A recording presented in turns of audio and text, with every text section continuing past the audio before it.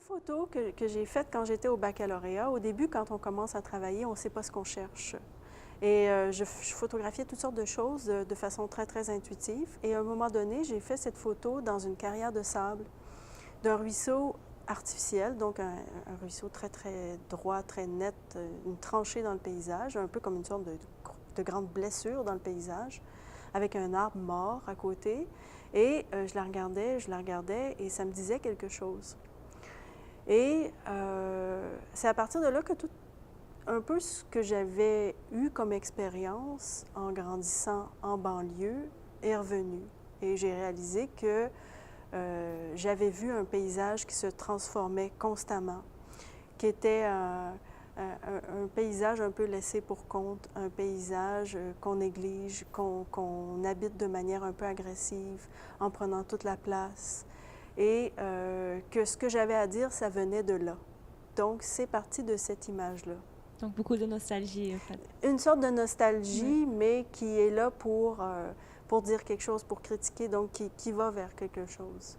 Ouais. Est-ce qu'il y a eu un moment particulier où vous avez su que vous voulez vraiment faire ça toute votre vie, Toute cette ma couleur? vie, oui. Ouais, toujours? J'ai toujours voulu être artiste.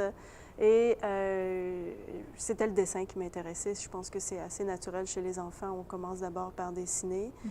Et ensuite, j'ai fait le cégep en art et Ouais. puis les études au bac maîtrise. Est-ce que vos parents, votre famille vous encourageaient de rentrer dans le domaine? C'est une famille d'artistes un petit peu ou... C'est une famille. Ils m'ont en fait un peu plus découragée, je dirais, en disant que je ne gagnerais pas ma vie comme ça et Ouais. que ça serait difficile. Mais c'est ce que je voulais vraiment faire. C'est sûr que c'est pas un métier facile, mais quand on a envie de le faire, peu importe si il y a quelques années où c'est très difficile de gagner sa vie, il faut persévérer. Il faut d'abord aussi pas essayer de faire quelque chose qui marche. Il faut aller vers des choses qui sont en soi. Donc, il y a une partie d'introspection qu'on doit faire au départ. Et ce travail-là est quand même assez long.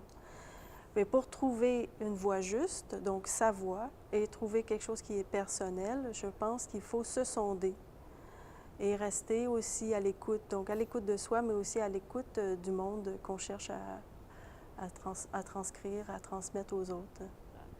Est-ce qu'il y a un photographe en particulier qui vous a influencé, qui vous a vraiment inspiré? Je dirais plutôt un courant qu'une seule personne. C'est un courant qui s'est appelé la nouvelle topographie, donc les New Topographics, Mhm. qui était dans les années 70 autour d'une exposition qu'ils ont fait.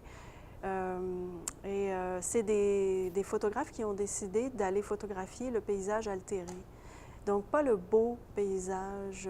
Ok. Je pense à des photographes comme Louis Baltz ou Robert Adams. Robert Adams s'est intéressé beaucoup à la banlieue américaine et c'était nouveau à l'époque d'aller photographier ces sujets-là.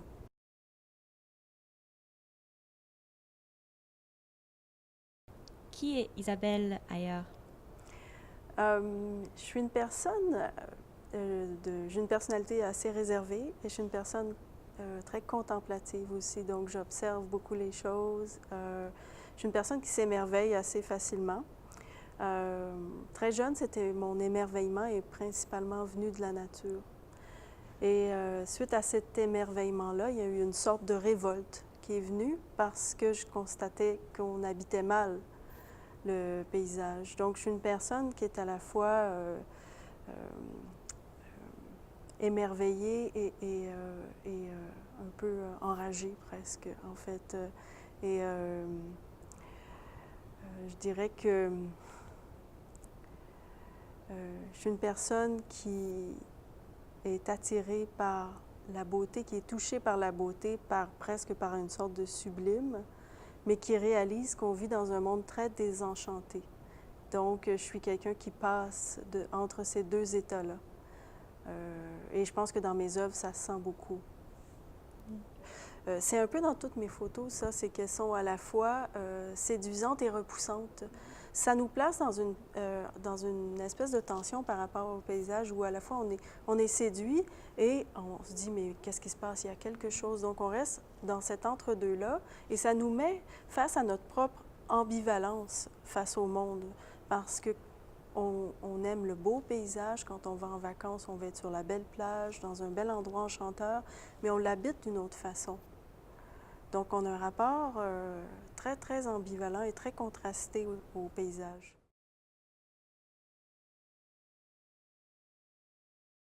Je pense que c'est important d'apprendre à travers l'œuvre des autres.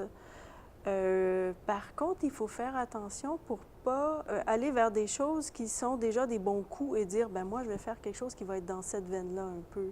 Donc, c'est important de s'y intéresser aussi pour une culture personnelle.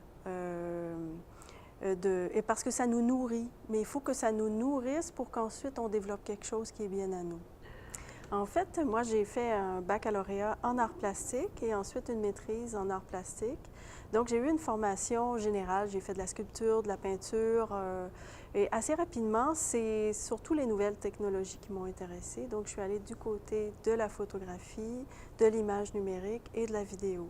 Depuis quelques années, je travaille sur un projet qui s'appelle Underworlds et c'est une série de photos aquatiques. Jusqu'à maintenant, j'ai environ une 60aine d'images réalisées. Ce que je fais, c'est que je mets mon appareil photo dans un caisson aquatique et je vais faire des photos dans l'eau. Moi-même, je ne m'immerge pas complètement. C'est l'appareil qui rentre et je fais plusieurs prises de vue. Ensuite, je retravaille les images.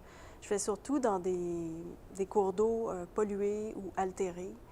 Comme je suis allée dans la rivière des Mille-Îles, la rivière des Prairies, je suis allée dans les Grands Lacs, je suis allée en Louisiane, en Floride.